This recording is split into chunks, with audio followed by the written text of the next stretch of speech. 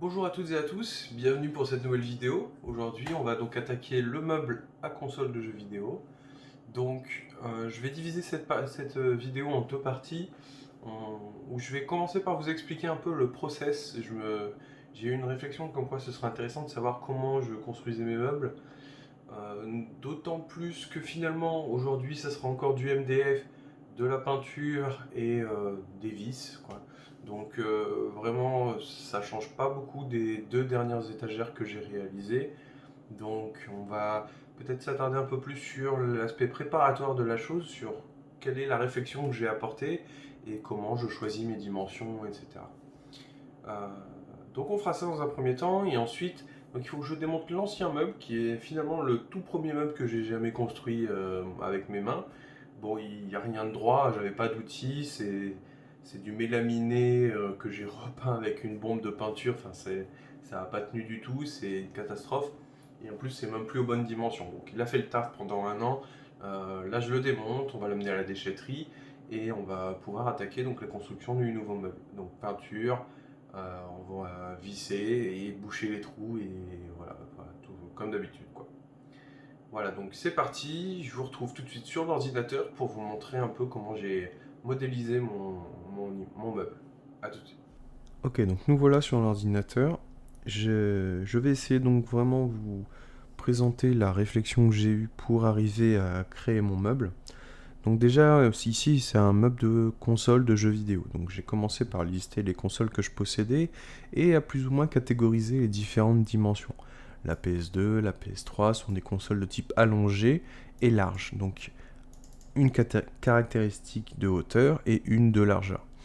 L'idée, c'est qu'à la fin, je puisse définir des valeurs qui me sont pas forcément super importantes, mais un ordre de grandeur pour savoir si telle ou telle console a besoin de telle ou telle case. Donc, notamment, on va voir tout de suite la première colonne que j'ai designée, donc on va le voir en modélisation 3D. C'est la colonne fin. Donc la largeur fin de 20 cm de large, elle a trois consoles différentes, la GameCube, la Wii et la Wii U. Parmi ces trois consoles, une a une hauteur haute et les deux autres sont des hauteurs allongées. Cela veut dire donc que, en termes de modélisation, j'ai ici sur la gauche une colonne dont la largeur est correspondante à celle de la GameCube, Wii et Wii U, une case un peu plus haute donc pour la GameCube et deux cases plus petites pour Wii et Wii U. Voilà, donc c'est comme ça que j'ai réfléchi aux dimensions dont j'allais avoir besoin et vous voyez donc si je mets un peu en face, on a notre première colonne qui est fine, ici une largeur moyenne et enfin des espaces larges pour les dernières consoles type PS3, Xbox et compagnie. Je ne vais pas trop m'attarder, donc ici ce logiciel c'est Fusion 360, je suis clairement un débutant, j'ai sûrement fait des erreurs de débutant, mais je suis content du résultat, ça m'a permis de visualiser et surtout de bien contrôler encore une fois que mes étagères n'arrivent pas en face l'une de l'autre, comme ça je vais pouvoir bien visser à travers mon montant. J'ai prévu ici à l'arrière du meuble un petit... Attendez, je vais zoomer, hop, un petit écart de 6 mm pour y mettre le fond. Et on a en dessous donc un espace d'une hauteur assez confortable pour pouvoir y placer tout ce qui va être câble d'alimentation. Je pense notamment aux gros blocs des Xbox qui prennent vraiment de la place. Donc pour avoir un arrière du meuble dégagé, je laisse un espace en dessous pour pouvoir y pousser un peu tous les câbles. Il y aura des renforts qui ne sont pas modélisés ici, mais l'idée est vraiment d'avoir une idée générale de toutes les étagères qui seront faites. Les trois étagères du milieu, c'est vraiment des étagères de type allongé, donc assez larges. Et les deux restantes, j'avais déjà fait assez de cases pour toutes mes consoles. Donc ce que je me suis dit, c'est que j'ai pris l'écart restant entre mon montant précédent et la fin de mon meuble. Et j'ai divisé ça en deux et fait quelques étagères. Ça sera du rangement, on va pouvoir y mettre des manettes, des chargeurs, des télécommandes, ce genre de choses. Voilà. Donc sur le dessus, je ne l'ai pas modélisé. Là aussi, j'espère vous le montrer en fin de vidéo. Mon bureau, qui est donc adjacent à ce meuble pour console, dispose d'un dessus c'est un plan de travail en acacia. Et je souhaite vraiment acheter le meuble pour pouvoir le mettre sur le dessus de mon meuble à console.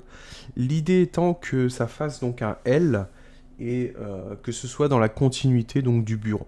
Bon, là-dessus, ça sera beaucoup plus visuel quand je vous montrerai comment ce sera réalisé, mais voilà pourquoi aujourd'hui il n'est pas modélisé. Bon, je ne vais pas m'attarder trop sur les détails techniques, mais voilà le type de réflexion qu'on peut avoir, hein, c'est-à-dire qu'est-ce qu'on veut mettre dans le meuble, quelles sont les dimensions de ces éléments, est-ce que le bois que j'ai choisi va pouvoir le supporter, est-ce que j'ai besoin de renfort, etc. Donc là, la présentation est terminée. Comme je vous le disais, on va donc s'attaquer à démonter l'ancien meuble, puis on va s'attaquer donc à la construction du nouveau, et puis on se retrouve donc pour le résultat final à la fin de cette vidéo. A tout à l'heure.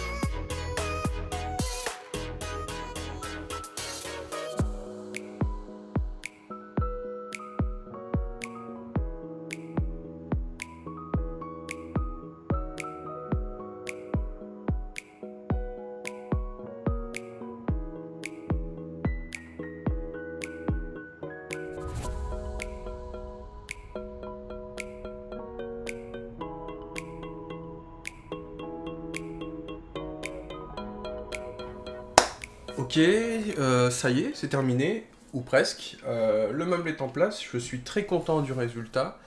J'adore le rendu avec le bureau à côté. Donc, comme vous avez pu le voir, mais je vais en reparler tout de suite après, il reste un petit écart là-bas dans le coin. Vous allez vous dire que j'ai fait une erreur de mesure, mais pas tout à fait. Je vous expliquerai ça tout de suite après.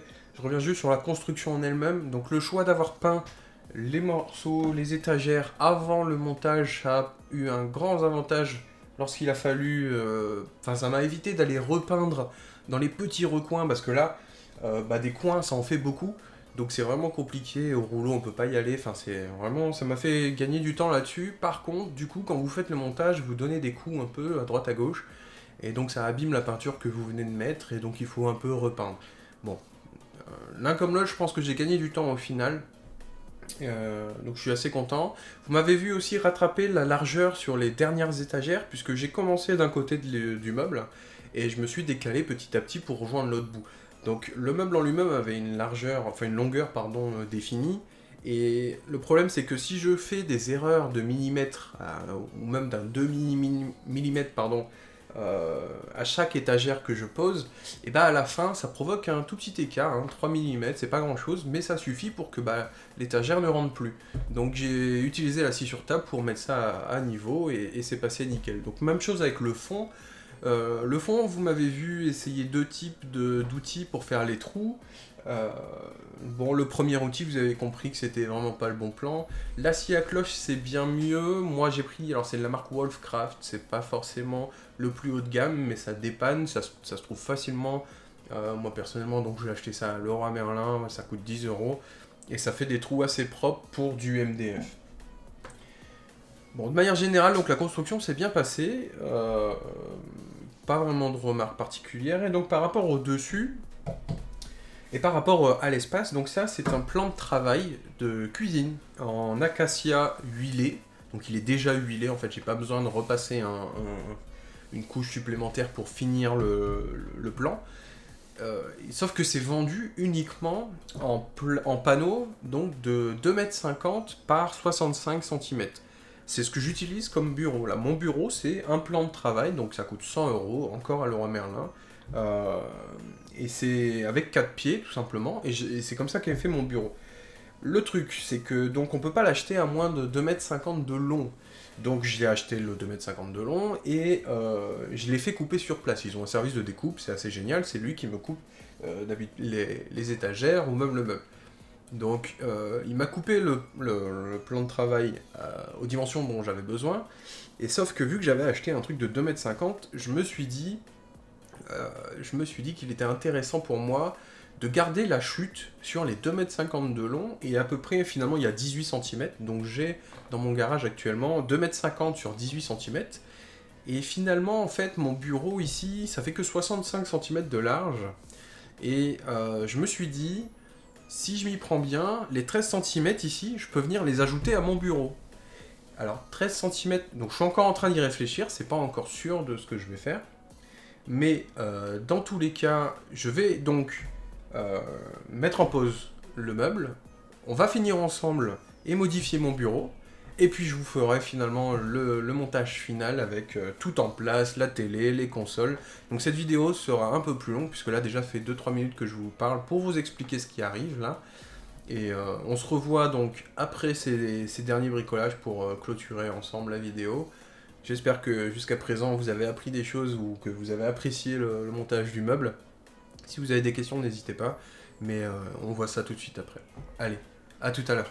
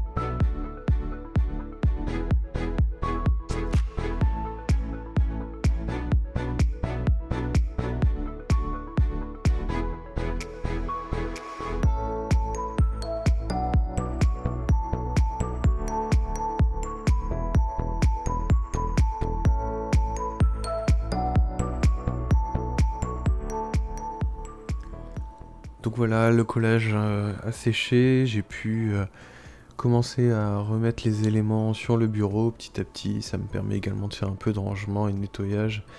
Donc bon bah le collage s'est bien passé, les éléments sont bien solidaires ensemble. J'ai mis les pieds aux intersections des deux plans afin que cela aide au maintien. Il y a également des petites plaques métalliques, puis les goujons et la colle feront l'affaire. Il n'y a pas vraiment de poids sur cette extrémité du bureau de toute façon, si ce n'est le pied de mon écran. Donc je peux enfin mettre mes consoles sur le meuble et voilà, je suis vraiment content du résultat. Donc c'est pas parfait, il y a des petits défauts à quelques endroits, mais vraiment globalement le rendu est vraiment génial. Ça va, voilà, aucun regret, ça valait l'effort. Donc bon, bah, j'espère que cette vidéo vous aura plu. Encore une fois, et je remercie vraiment sincèrement les gens qui ont laissé des commentaires sur la vidéo précédente. C'est vraiment encourageant et voilà, ça permet de continuer à se motiver, à prendre le temps de se filmer quand on bricole et puis de faire ce montage par la suite. Voilà. Je vous dis à très bientôt. J'ai pas vraiment d'idée sur le prochain projet, mais ça ne saurait tarder de toute façon, donc on se retrouve prochainement. Allez, salut, bye bye.